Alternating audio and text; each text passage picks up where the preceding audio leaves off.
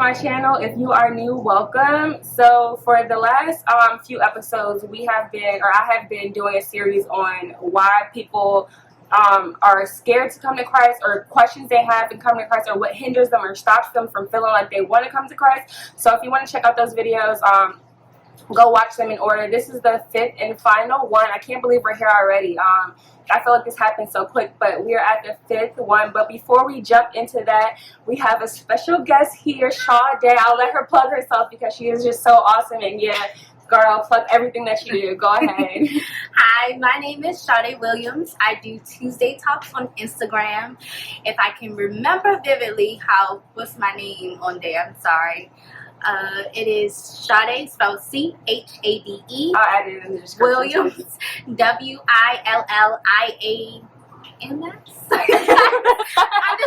underscore. It'd be like that, girl. I be doing the same thing sometimes.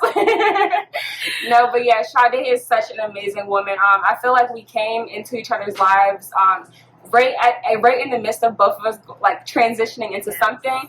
But yeah, it's great. I always say that God is intentional in who He makes you cross paths with, and Chade is definitely one of them. So today's topic of what people feel like hinders them from building a relationship with Christ or starting a relationship with Christ is because God took somebody away from me. And in that sense of, why would I build a relationship with somebody who allowed me to lose somebody? Like, so the death of a father, the death of a brother, the death of a child. Why would I build a relationship with somebody who's supposed to be great and almighty, but allowed this person that I love so dearly to be taken prematurely, or what we feel is prematurely? So we both have testimonies for that, but I'm going to allow Chade to tell her testimony and her experience of what that question meant to her, or what that meant to you, of how you are able. Just go ahead, girl, because I don't want to tell your story. I want you to tell your story, but I want you to make sure you mention how you felt in the midst of everything you went through, and how you were at the end of whatever you went through able to come back and be like, God, I still love you. I still believe in you. You know what I mean?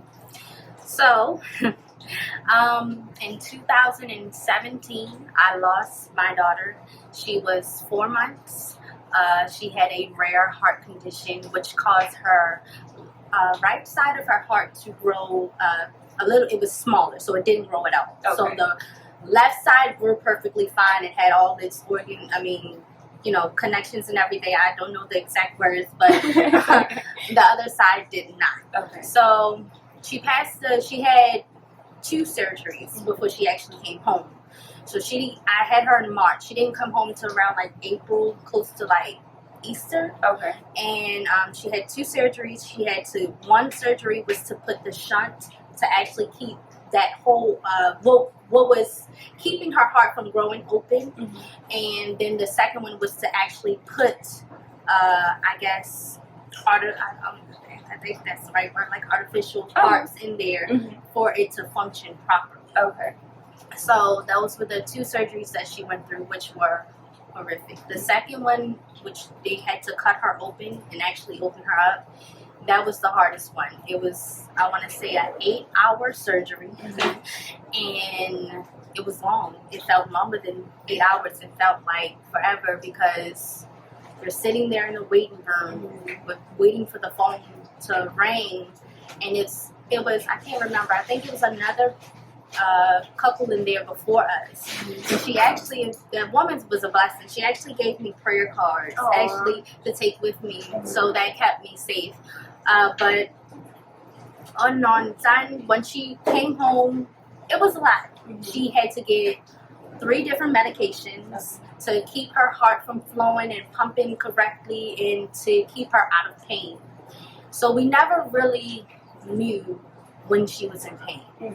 I think that was the hardest part, to watch your child, and she could cry and stuff like that. But okay, normally you're like, okay, you're hungry, okay, you need your diaper changed, right. Okay, maybe you just need some loving. But in our sense, it was different. It was like, okay, she could be hurting, she could be in pain, she could be crying because she can't even her breaths are not in line with what's going on in her body. So that was one of the things that was like really, really hard when she was coming home, and we had to give the medications, and it had to be at a certain time, so you had to give it to her at that right time. You know, watching someone else watching her, it was just like kind of like a standoff type of thing, because you want someone, she has medications and everything that needs to be done.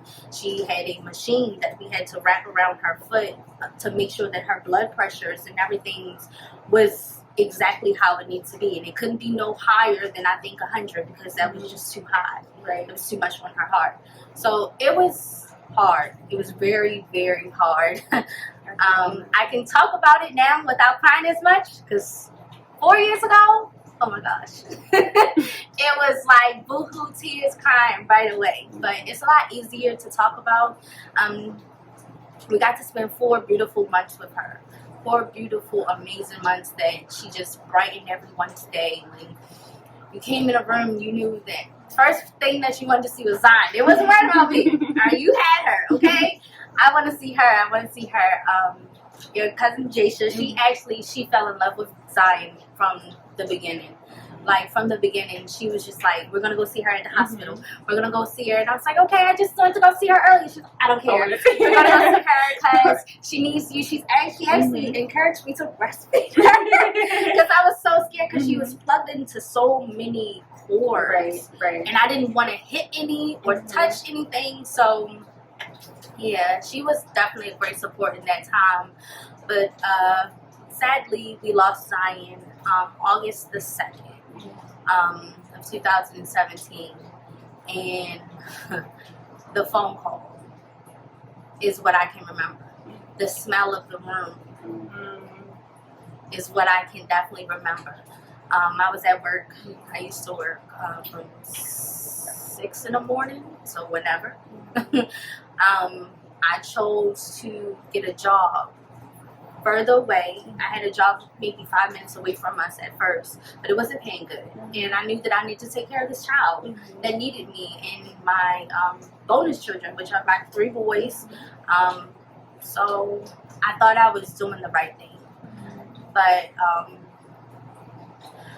along the way, I beat myself up a lot, because I thought because I was... You can cry. You can cry, girl. Because I was getting a better job. I was helping her. But I was taking so much time away from her. I wasn't able to be with her. I had to make sure somebody else had to get the medicine on time and everything like that, because I wasn't there to give it for her. So that was really hard. And when I got that phone call, I was devastated. I dropped down to my knees. My best friend at the time, she called me. She was like, Zion, she's unresponsive. Like, they had to give her CPR. And I'm like, what's going on? Like, are you serious? Like, are you serious right now? And she was like, yes. And what hurt me the most about that day is that the surgeon had me to believe that my daughter was still alive, and she wasn't. When I got to the hospital, everybody was quiet. When I got in the room, I thought that she was still plugged up. I thought that they were still working on her, and she was already gone. So, but I asked, I said, you know, what are y'all doing? Like, is she okay? Is she breathing? Like, what's the next step? And they was like, she already gone. The smell of the room, it stuck with me, and it still sticks with me. But those first couple of months, I mean, I would be at my desk and I could smell the hospital room. I could smell how it was. I could just still envision everything that happened that day. It's something that I would never wish on anybody, because losing a child is something. That's a special person. I spent 9 months carrying you. You know, even though I knew that once she came out, I couldn't do the skin to skin and stuff like that. I couldn't do the things that other moms could do. But I knew that, I said, you know what? I envisioned all these things that we could do. We're going to go cheerleading. You're going to do swimming, all these things. Because you're going to be able to, you know, play soccer and run and play and jump and laugh and do all these great, amazing things. But she was unable to do those. Her life was taken from her. And I remember the night that we finally, like, me and my husband now came in our room and just looking at the crib, and we just was like screaming, like, why? So let me ask you, and I can only imagine the answer to the question I'm going to ask, but I'm going to ask so that you can say it. Were those emotions, did they end in being angry to God? Yeah. I was mad. Because it was just like, since a little girl, I've always wanted a family. My mother was a single mother. It was just me and my sister. And we used to sit in our room and be like, we wish that we would have a dog and we would have a dad and stuff like that. And we just dreamed of all these things. And I'm just like, I found this amazing guy that was already a father, knew how to take care of, you know, he had his children of his own. And I'm like, yeah, like, why not? This is perfect. Right. So I didn't think that my first child, I was going to lose her. I didn't even imagine. So yes, I was angry. I was like, this is my first child. Why would you take that from me? Why would you do this to my husband? This was his first girl.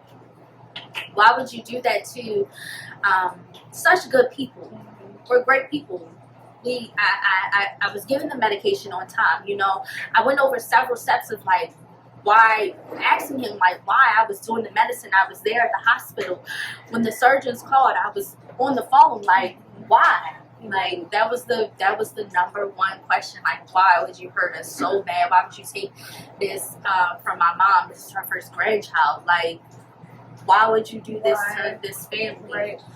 And I want to say really quickly, I had met Chade after she had already lost Zion, and me meeting her, I would never have assumed. I mean, you only imagine that, you know, the death of a child brings question of God and, you know, why and stuff like that. But I would have never assumed she went through that because, like I said, this girl is so joyous. Like she's like a beam of joy. You know, anytime we come into contact with each other, no matter what it is, we can be at a cookout, we could be doing something like this. You know, the vibe that she projects is so much joy. So I wouldn't have ever thought that she would have went through a spell where she questioned God. You know, I see that she is a God-fearing woman. So it's like, dang, how did you go from God, why did you do this to me? I'm mad at you, to God, I love you, you know, being the God-fearing woman that you are. Because if you go to her Testimony Talk Tuesdays, which I'm going to put in the description box, this woman is amazing. So it's like, how do you go from,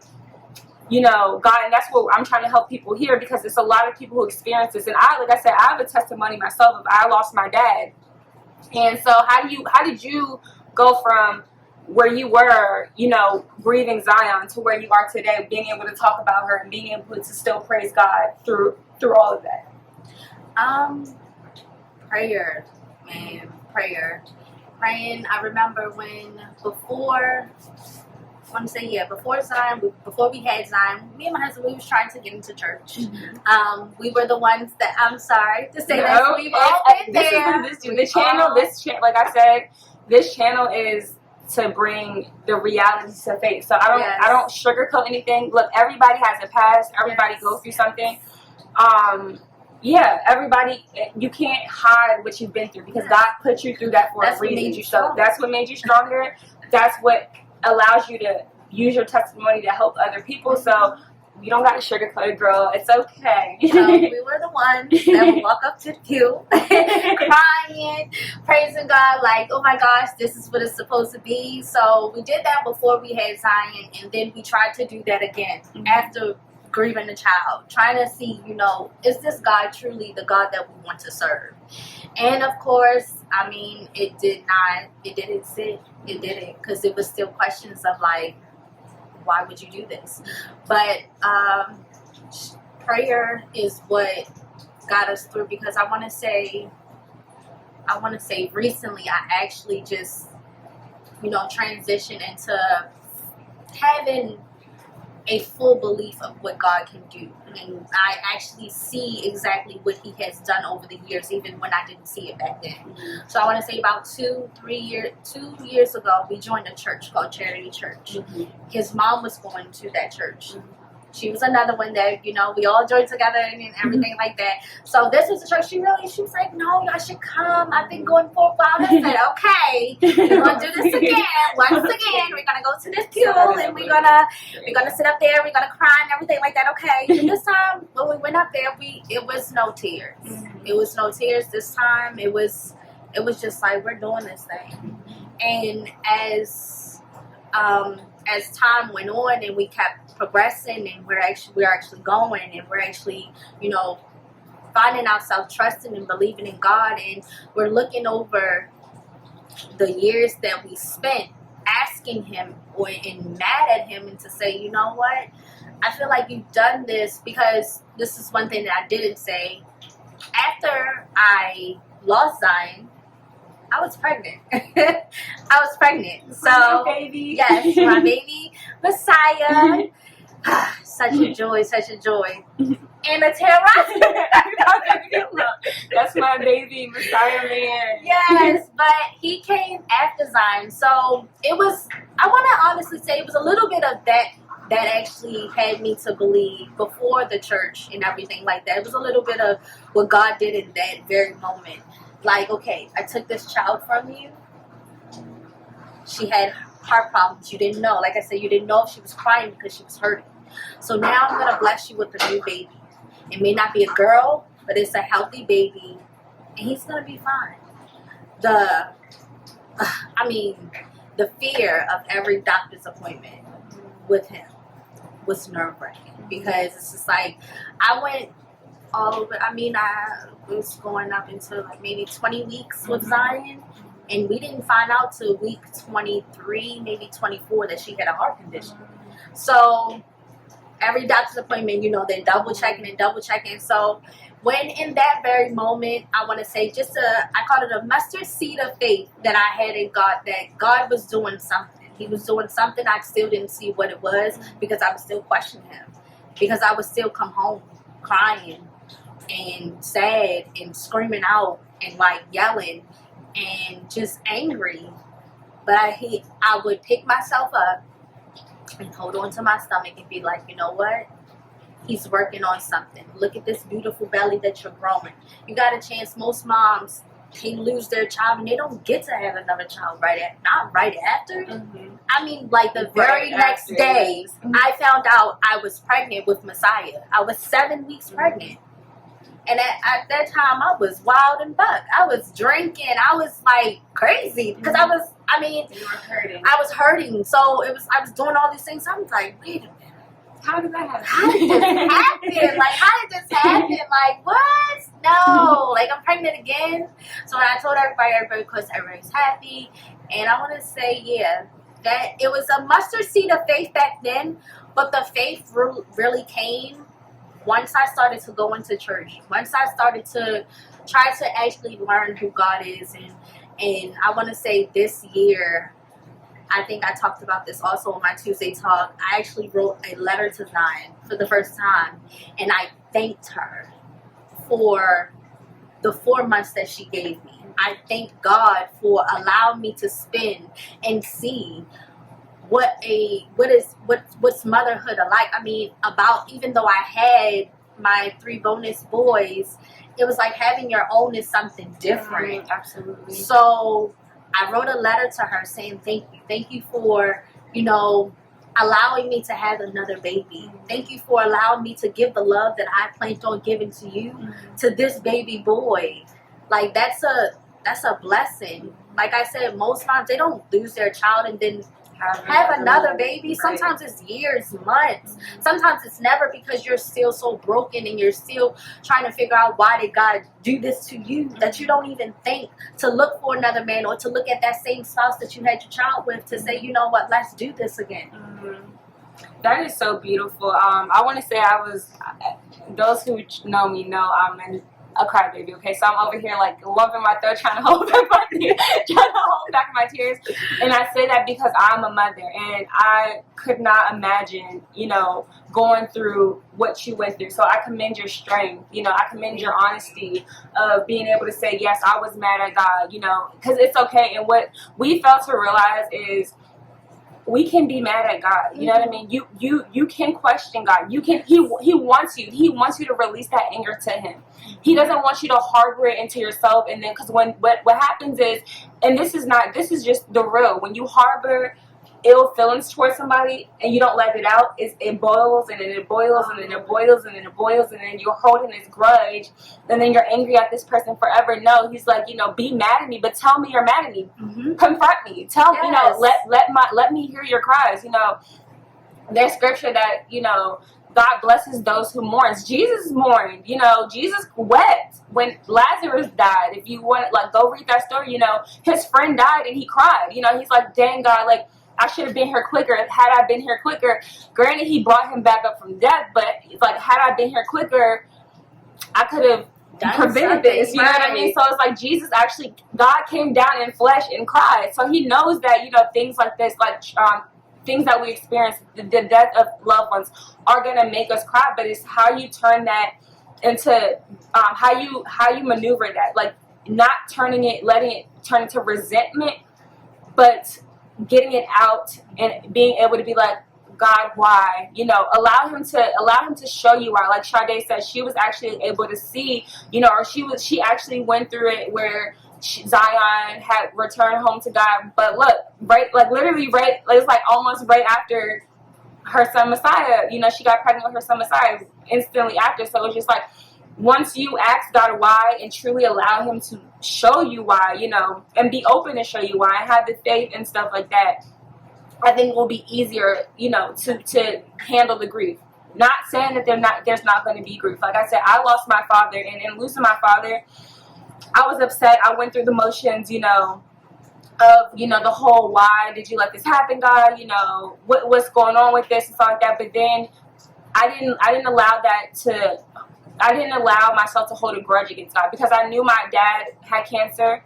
He was in pain. He was suffering, you know. So it was selfish of me to be like, God, keep him here, knowing that, you know, he wasn't happy. You know what I mean? Right. He wanted to let go. He wanted to be like, I'm ready for you to take me, God. And he's in his deathbed saying, I'm ready for you to take me. And I'm over there like, no, God, let him stay. Like, selfish. So it was like, you know, that's selfish of me. So I had to realize, you know, God doesn't make mistakes, and people, and I really want to say that lightly. I say that with the utmost sincerity. I am a very empathetic person, and God is very intentional. So there is a reason whether we don't understand it, because we're not going to always understand what God's intentions are. We might see it transpire. We might see it unfold like years and years and years from now. We're like, oh God, I see what you did there. But in the moment, the aha moment. Yeah.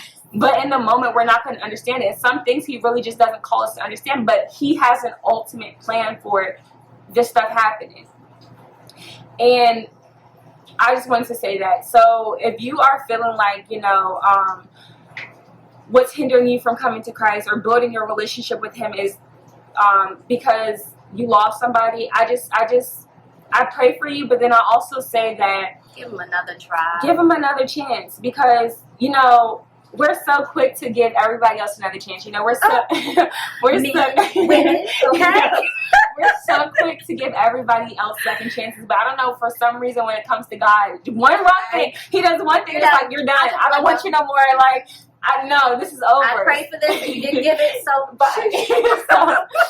so I just challenge you to just, you know, cry, allow yourself to cry, allow yourself to be angry and give God that anger, but then don't let it stay there. Turn your, because eventually those cries, the tears will turn into praise, and then you'll start praising God, and then you'll start thanking God. Like Chade said, she was able to write a whole letter to Zion to thank her. Thank you for allowing me to be your mother. Thank you, God, for trusting me with this angel for the 4 months that you did, and, you know, the love that Zion felt. And Zion, I know, is up in heaven rejoicing right now, playing her soccer, running around and dancing, and getting her nails painted and stuff like that, you know, and looking down and like, wow, she was able to have a bond with you. You were able to form. She knows what love is. I know there's no question about it that she didn't feel that love that you gave her.